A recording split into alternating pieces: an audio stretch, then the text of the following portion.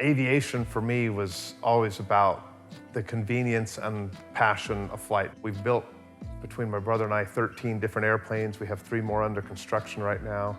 Been fortunate enough to get a few world records. And now to have sold my old company, an engineering firm that specialized in electric vehicles and hybrid vehicle systems, and be able to take that technology and bring it into smarter digital, smarter aircraft tugs, kind of step up the technology side of aircraft movement and handling, was a natural fit. We get asked a lot, what made you decide to build aircraft tugs? We have a collection of aircraft, both fixed wing and helicopters. And we're moving them around, and we always joke, we're like, geez, we got this high-tech world that we live in, and we're still moving our airplanes with farm equipment. And I was in the space of smart electric vehicle systems, and so you finally go, you know what, one of these days when I have time, we're gonna build a smarter aircraft tug and a better system. I didn't really have a mentor in that I already was in this kind of industry, electric vehicles and systems.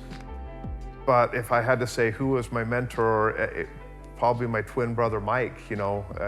I can't tell you how to find a good mentor, but I can tell you a trait in a good mentor and a trait in being someone that can be mentored is set your ego aside and work with somebody that can set their ego aside, and you can look for truth and align with it, as opposed to defending your posture or your position.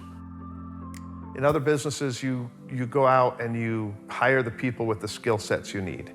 And that's probably the technically right way to do it. We didn't go searching for people with the skill set that we needed.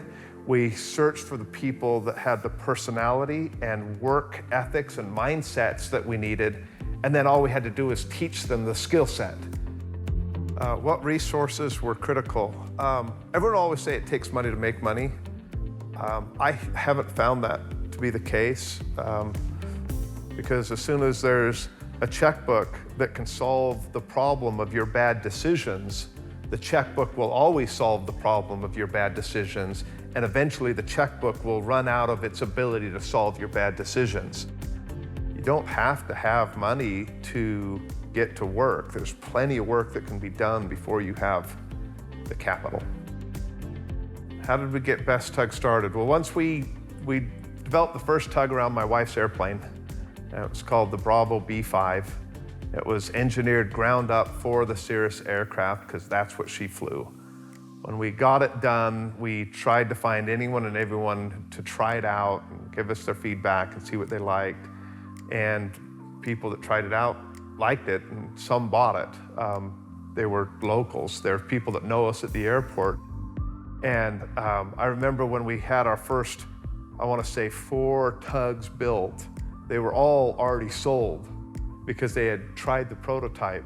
And then we asked our customers if we could not deliver them their tug so we could take them to the Oshkosh Air Show and show them.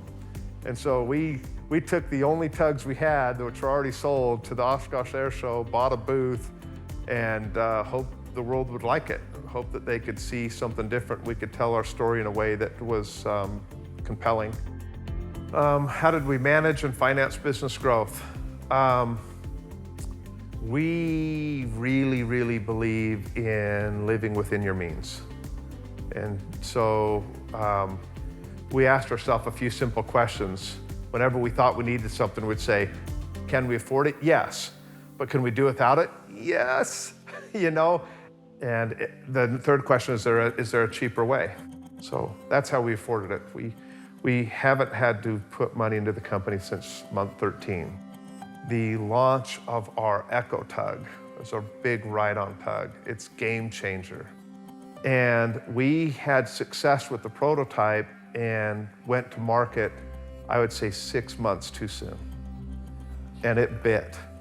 We had 2 customers that had enough issues with that early release that we refunded them. And that's painful. But here's a truth that everybody should keep in mind. Any would-be entrepreneurs. If you want to innovate, you will get beat. You will get knocked to the ground and beat up by your customers, by your vendors, by your own employees, because you did something new and new and different is painful. But if you want to innovate, if you want to do something different, expect a black eye. The company's still growing month over month. We have set a record in sales and production every month since we started. I've never had a company like that. I mean, if I were to give advice to a new entrepreneur, I would tell them to expect the bumps and bruises. But if there were a secret, I would say be humble enough to know you don't know enough. I don't know what else I'd say. I'm just grateful to be here. I'm grateful that you thought enough to ask me to interview. And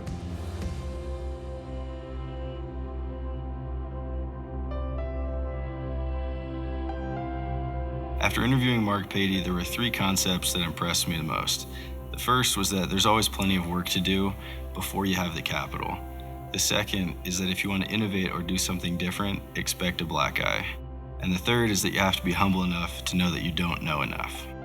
I can apply these concepts to my own new venture by doing as much work as possible with available resources before investing capital, by expecting roadblocks and using those experiences to my advantage, and by being humble enough to surround myself with people that are smarter than me in their respective areas.